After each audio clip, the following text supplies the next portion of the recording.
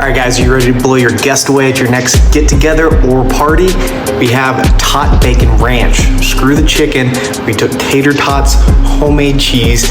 We took our spicy ranch and our infidel bacon bits on top. I have yet to try this. Looks amazing. It smells even more phenomenal. So let's get after it.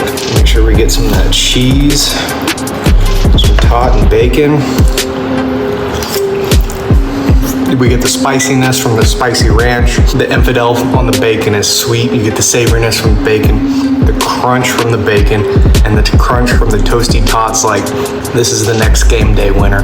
Let's go. All right, guys, so we're gonna take our store-bought tater tots, throw them in the oven to the package direction. Take our thick sliced bacon, cut it up into little pieces like this right here. Take our infidel pork rub. We're gonna be seasoning up. Oh my God, I love bacon and infidel.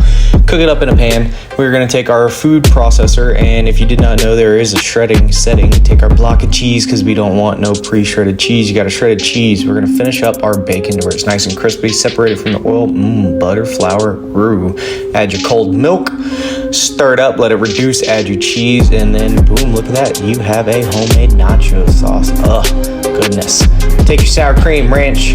This is our spicy ranch. It's as simple as rip, dip, mix. You got spicy ranch dip, add your tots, add your cheese, top off with some of that beautiful ranch dip, add your bacon,